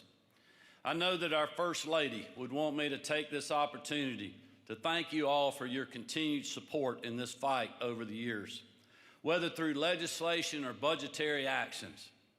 While we have made incredible strides in this area, and while Georgia is now the undisputed national leader in anti-human trafficking policy, we all know this fight is not over. That's why my team will introduce an 11th bill in the coming days that will further protect our children, expose abusers, and save lives by preventing the silence imposed on far too many victims. Modeled after Trey's law passed in other states, it will be just the latest reminder that no child should be a victim of such an evil act.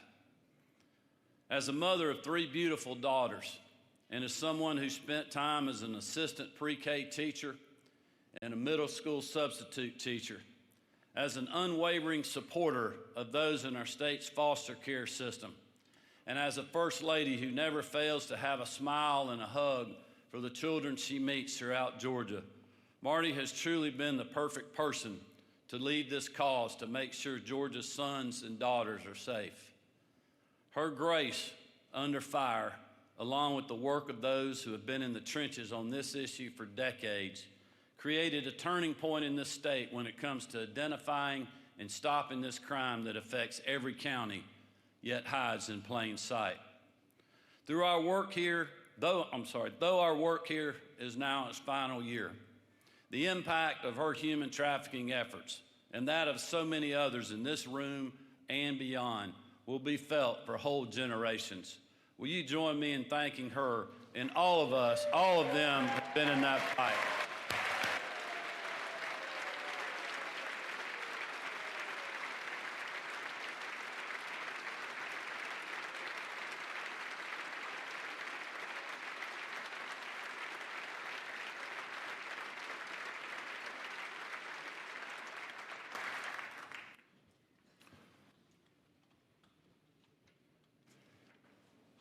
Y'all didn't let me get out the part about thanking those that have been in the trenches on this issue for so long.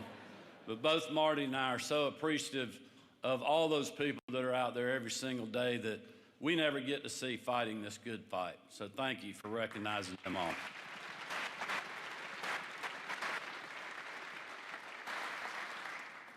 Just as we have made historic progress in fighting human trafficking, we've also made monumental strides in going after violent gangs. If you'll recall, just a few short years ago, members of the Atlanta media didn't think our state faced a gang problem. They weren't listening to the sheriffs and the prosecutors who were witnessing firsthand the rise of gang-related violent crime in their local communities. But the members of this body in my administration were. In 2019, my office worked with many of you to stand up and fund the anti-gang task force within the GBI, and then later the gang prosecution unit within the Attorney General's office. Since then, the GBI has investigated over 1,800 gang-related cases and arrested close to 2,500 offenders with gang affiliation. They've also seized over $95 million in drugs and illegal items associated with those crimes. That's $95 million worth of illegal substances and dangerous weapons that are not in our schools, on our streets, or threatening our neighborhoods.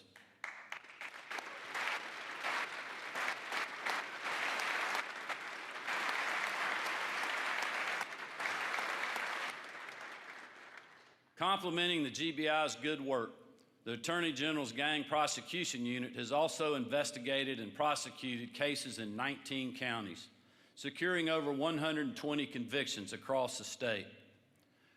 We're also taking the fight to gang members and other dangerous criminals on the very streets where they operate through the Crime Suppressing Unit, now in its 5th year.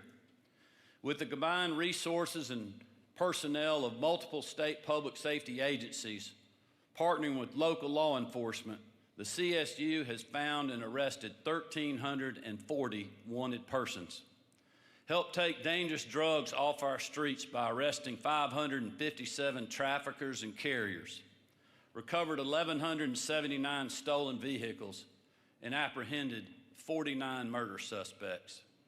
Here is a news flash to those who try to demonize our law enforcement. This is what happens when you simply let them do their job.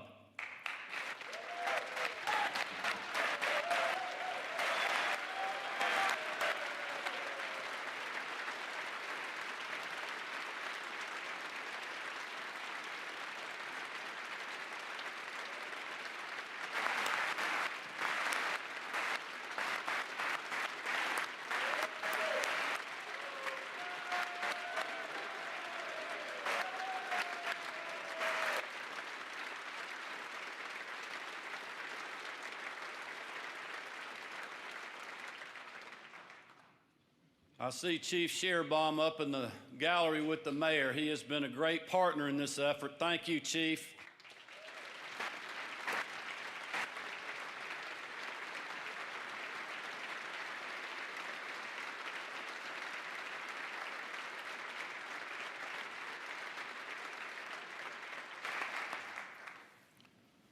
I again want to thank the men and women working in these units for their dedication to keeping our families and our communities safe.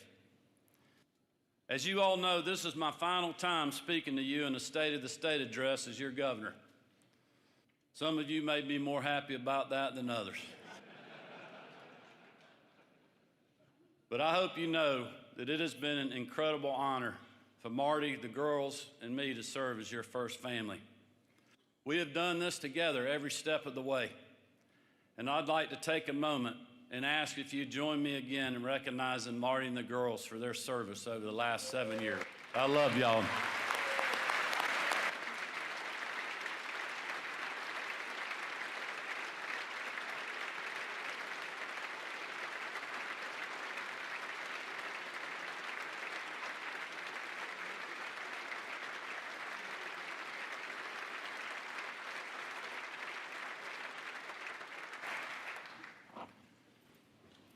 Thankfully, the girls look like their mother. I'd also like to thank my mom, my sister Julie and her family who are also here with us today. I know Speaker Burns recognized you earlier, but love you all. Thank you for your support.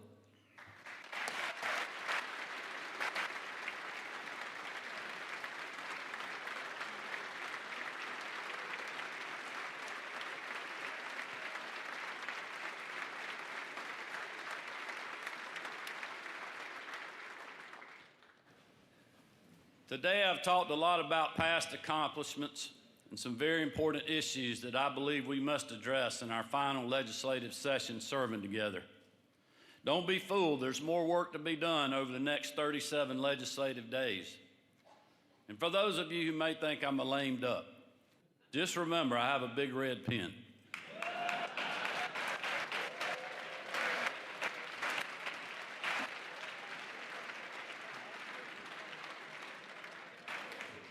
But in all seriousness, I was just thinking about what to say to my last captive legislative audience. And I was reminded of an old hymn written in 1924 called Little is much when God is in it. The first and second verse say the following: In the harvest field now ripen, there is a work for all to do. Hark, the master's voice is calling, to harvest calling you. Does the place you're called to labor seem so small and little known? Well, it is great if God is in it, and he will not forsake his own.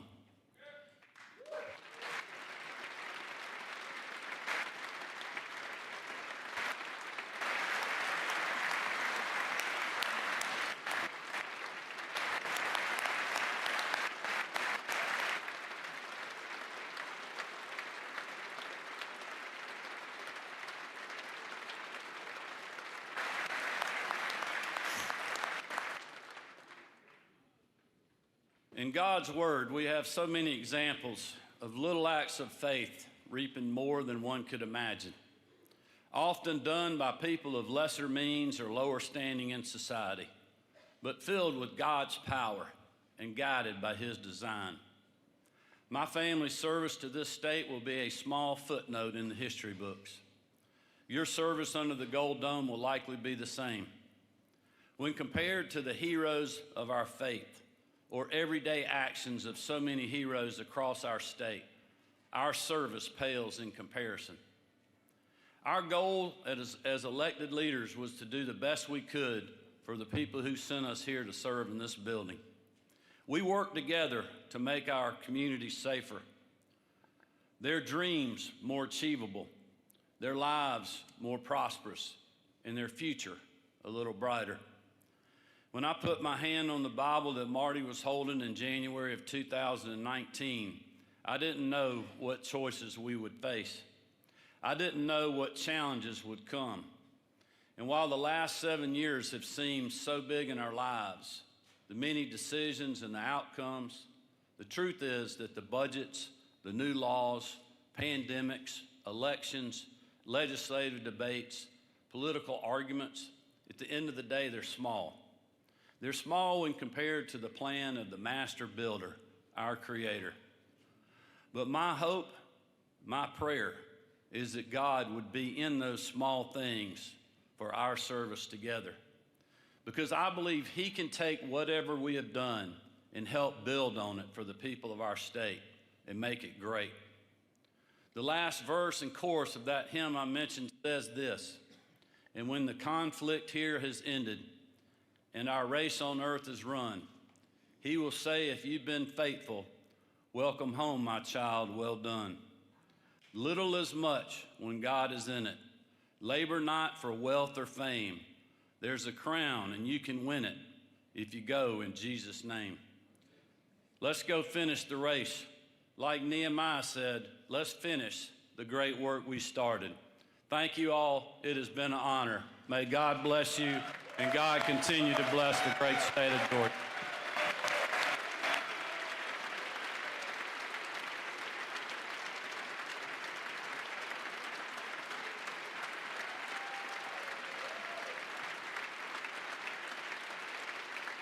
All right, you're hearing applause right there for Georgia Governor Brian Kemp as he delivers his final State of the State address. Our coverage continues at AtlantaNewsFirst.com, on our free app, and on The News at Noon, starting now.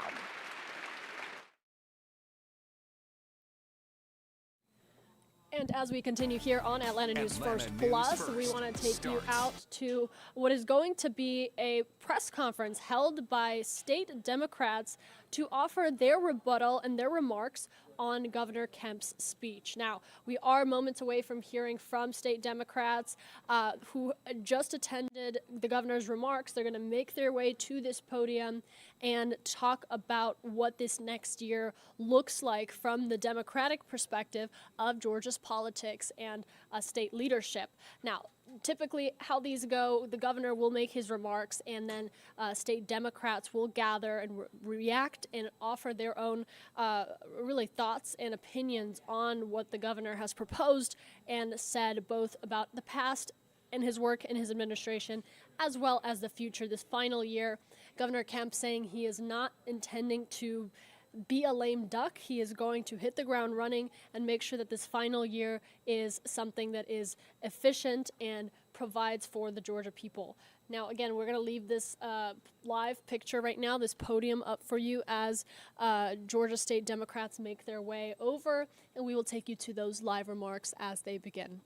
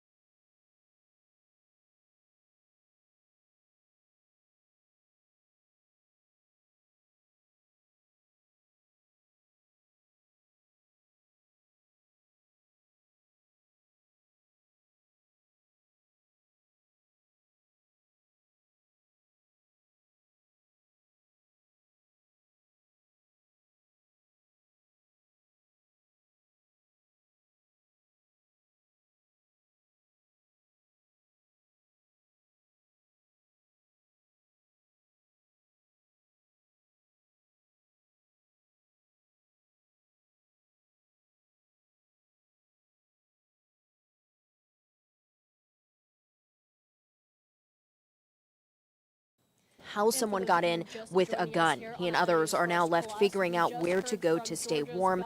Again, Atlanta police telling us that 2 people were shot here at the Central Park Recreation Center, which was being used as a warming center because of the cold temperatures. We do know the suspect is in custody and is currently at Grady Hospital. The GBI also here investigating the officer's involvement. Live in Northeast Atlanta, Yasmina Alston, Atlanta News First.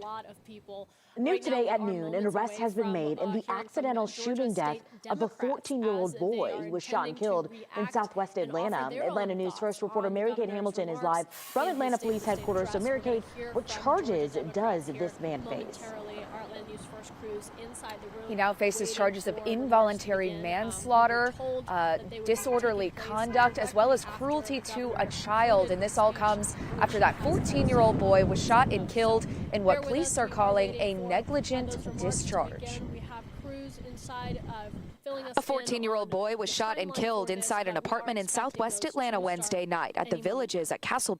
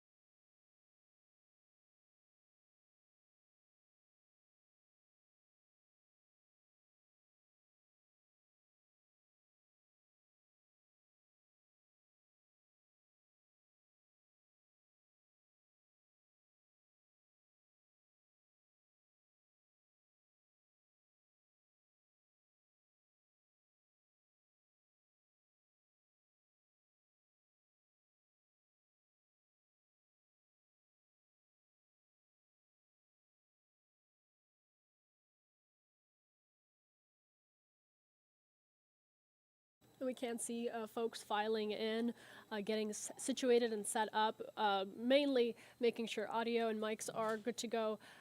We do see a few of the Georgia Democrats in the room here with us. We are expecting to hear from them again momentarily. This is typical of something that happens each year. The governor gives his State of the State address, and then Georgia Democrats, of course, hold a news conference to share their perspective and their reaction and what they intend to do in this coming year. So we are waiting to hear from those remarks. We will take you to those live in full here on Atlanta News First Plus. You can also watch it and join the conversation on YouTube Live and Facebook Live, as well as your preferred streaming app.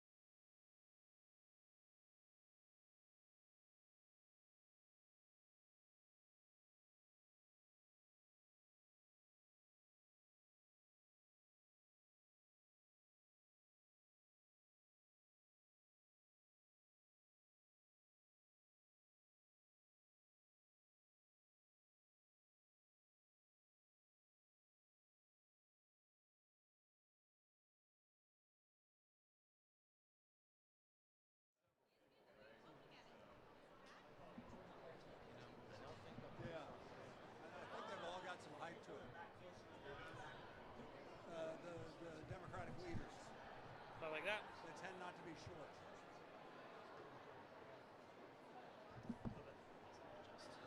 All right. So if they do need you to step off, grab the mic.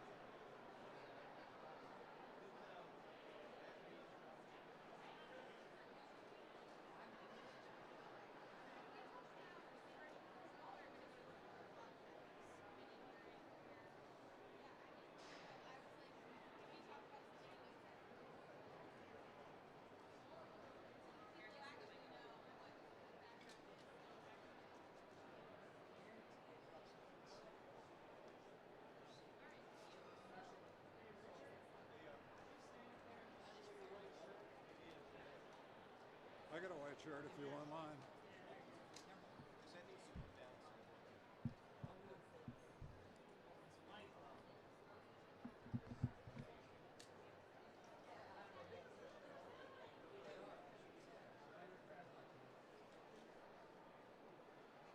Everybody got whitey? Good.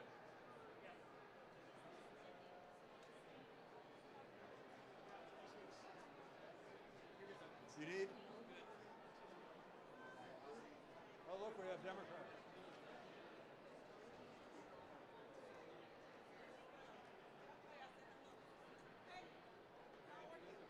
How about it? Y'all all fancy. All right, it's all you. I got your back.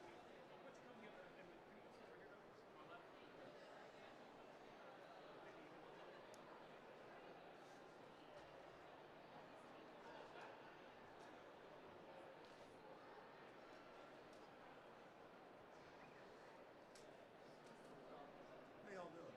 Good, how are you? Fantastic. You guys? Let me give him my glasses. You guys might take this one step like as close as Okay, are we good? really close. Yeah, thank you. Okay. Perfect, thank you. Am I good? I'm good. Mayor, can you give your thoughts about the governor's State of the State address? Well, it's his last one, and the most exciting thing I heard was the DREAM program, because we've been asking for need-based scholarships for years. And as you know, HOPE started out as a need-based proposition, and they turned it into a merit-based scholarships. So I'm happy that on his way out the door, he's given a nod to something that we've been asking for several years. Do you support the governor using a good portion of the state's surplus to return some of that to taxpayers? This is what we need to think about. We need to really, really look at what we're doing. He says $250 or $500. Of course, that will not take care of the needs that most families are thinking about. They're thinking about child care. They're thinking about paying rent. But a one-time $250 and a one-time $500, what is that really going to do? Of course, we want to be as supportive as possible in this last year, but we really got to think about long-term, how we're going to continue to make Georgia a strong state. The governor's going home, but the legislature has to come back. Was there anything you overlooked? Did you hear anything about health care? We have been talking about expanding Medicaid year after year. And we know that the ACA subsidies have expired. There are cuts to Medicaid coming down to us from the federal government. That's a real challenge. And I'm surprised that it was not mentioned.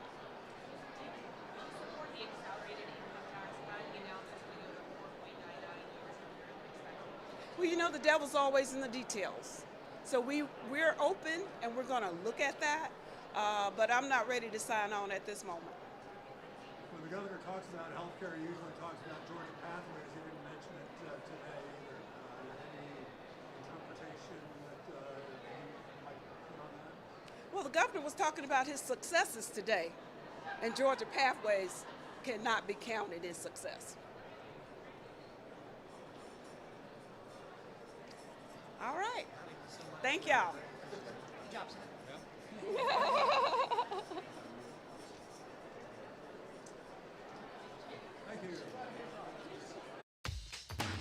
Thank you for watching ANF Plus. For more breaking news, live coverage, and your community stories, download the Atlanta News First app. You can also watch us on YouTube, Roku, Apple TV, and Fire TV. To join the conversation on YouTube Live, visit our channel and hit subscribe. You can also listen to the Atlanta News First podcast by searching Atlanta News First on your preferred listening platform.